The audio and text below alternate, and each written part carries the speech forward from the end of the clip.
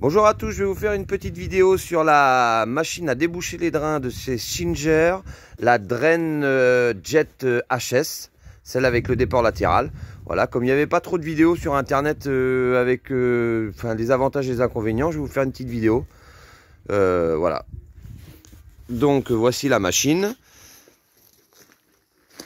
Donc machine assez simple avec 500 mètres de tuyaux.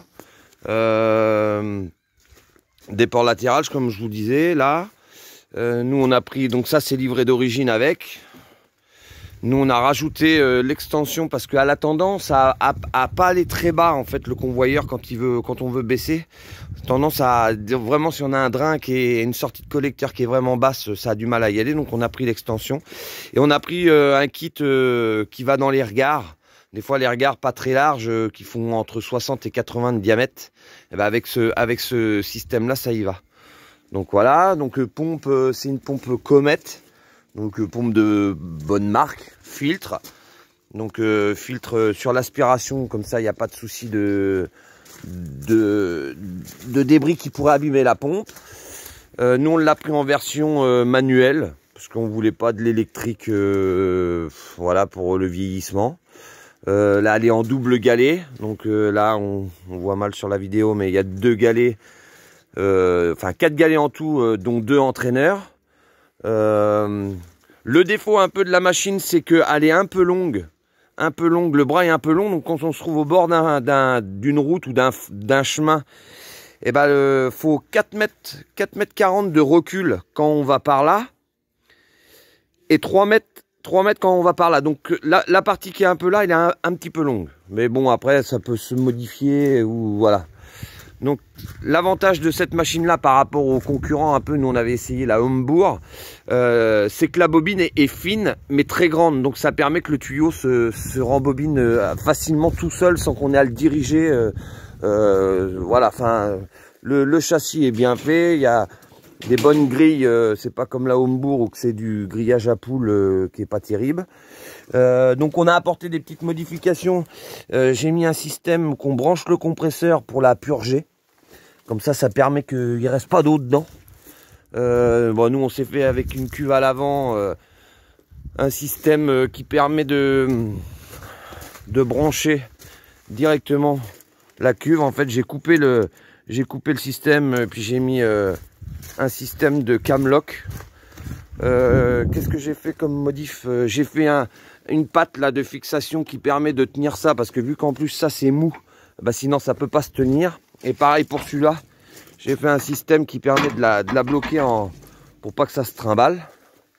J'ai posé un coffre avec les accessoires qui permettent soit d'aspirer dans un fossé, soit sur un truc pompier, ou soit sur le pulvé. Voilà, j'ai fait un petit truc vite fait. Ça permet d'avoir tout sur la machine. Je vais refermer ça après. J'ai fait un autre système aussi qui permet que, parce que quand on débraye la pression dans le tuyau, en fait il y a un système d'origine qui va au retour, en fait, qui est perdu. En fait, ça on met ça, ce raccord là. Ils ont fait un truc où on peut le mettre dans ce tuyau là et puis l'eau retourne dans le fossé. Mais je trouvais que c'était, quand on est débrayé, toute l'eau de la pompe revient par ce tuyau là. Donc j'ai fait un système de 23 voies. Au départ, quand elle est avec de l'air dans la pompe, je la mets en mode comme d'origine, vers le tuyau en fait. Et quand elle est amorcée, je fais mon retour en pompe. Comme ça me permet de ne pas perdre d'eau. Et ça marche super bien. Donc voilà, ça c'est un petit truc qu'ils auraient pu faire d'origine.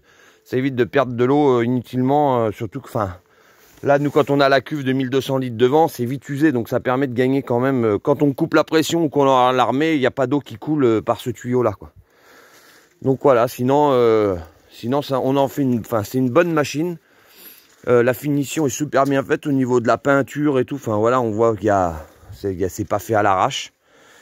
Le seul souci qu'il peut y avoir, c'est que, le souci, on l'a choisi aussi, c'est qu'on n'a pas de groupe hydraulique.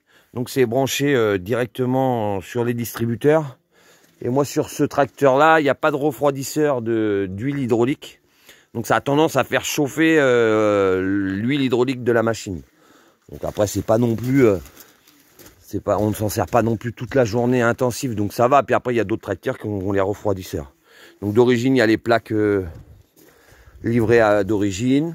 Il y a un piquet qui permet de bloquer, là, pour quand on est tout seul, donc ça évite de tirer sur le bras. Enfin voilà, une bonne machine. Elle existe avec la commande électrique et elle existe le modèle qui est en dessous, qui n'a pas le déport latéral. Bon, nous, on voulait le déport parce que c'est vrai que des fois, quand tu n'es pas en face, bah, ça permet de la faire bouger latéralement avec ce vérin là. Il y a comme tout le monde, il y a le compteur. Là, c'est la tension.